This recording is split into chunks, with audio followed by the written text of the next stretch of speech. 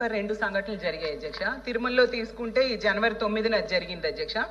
6 ప్రాణాలు పోయాయి, 24 మందికి గాయాలయ్యాయి అధ్యక్ష. అసలు ఈ దేశ చరిత్రలోనే స్వాతంత్రం రాకముందు అవ్వచ్చు, వచ్చాక అవ్వచ్చు, తిరుమల దివ్య క్షేత్రంలో మాత్రం ఇలాంటి సంఘటన ఎప్పుడు జరగలేదు అధ్యక్ష. అది ఇప్పుడు జరగడం నిజంగా దురదృష్టకరం. ఈ సంఘటన జరగడం నిజంగా ఇందులో రాష్ట్ర ప్రభుత్వ వైఫల్యము, అలాగే టీటీడీ పాలక మండలి వైఫల్యం క్లియర్ గా కనిపిస్తుంది. ఏర్పాటు చేయడంలో వాళ్ళు ఘోరంగా విఫలమయ్యారు అధ్యక్ష.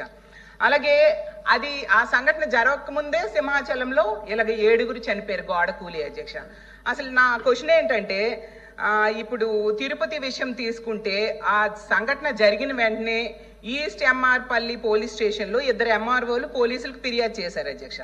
ఈ రోజు వరకు ఏ ఒక్కరిపైన బాధ్యులపైన పోలీసులు చర్యలు తీసుకొని అరెస్ట్ చేశారా అని నేను అడుగుతున్నాను అధ్యక్ష. చేయకపోతే ఎందుకు అరెస్ట్ చేయడంలో విఫలమయ్యారు అని.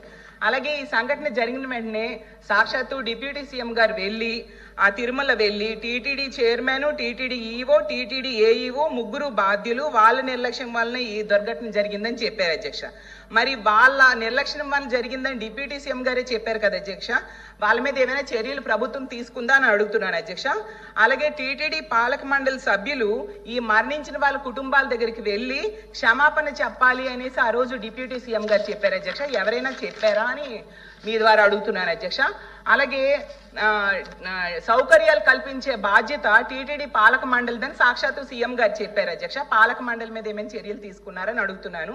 అంతేకాకుండా సీఎం గారు చెప్పారు అధ్యక్ష, 6 చనిపోయారు కదా, వాళ్ళకి కాంట్రాక్ట్ ఉద్యోగాలు ఇస్తాము అని చెప్పారు అధ్యక్ష. ఎవరికైనా కాంట్రాక్ట్ ఉద్యోగాలు ఇచ్చారా మంత్రి గారు చెప్పాల్సిందిగా మీ ద్వారా అడుగుతున్నాను అధ్యక్ష.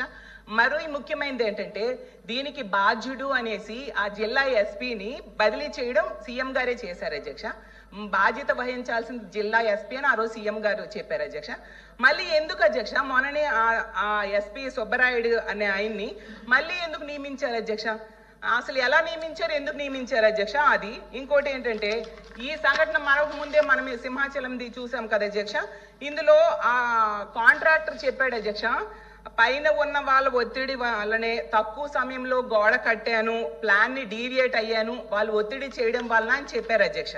మరి ఎవరు ఒత్తిడి చేశారు? 7 ప్రాణాలు పోవడానికి కారణమైన ఒత్తిడి చేసిన వ్యక్తి ఎవరు? అతన్ని పట్టుకున్నారా, అరెస్ట్ చేశారా? ప్రభుత్వం చెప్పాల్సిందిగా కోరుతున్నాను. సింహాచలం ఏర్పాట్లకి 5 మంత్రులు కమిటీ ఉన్నారు అధ్యక్ష. హోంమంత్రి గారి స్వయంగా చెప్పేవారు అధ్యక్ష, పిన్ టు పిన్ నేనే అన్ని ఏర్పాట్లు దగ్గరుండి చూశాను అనేసి.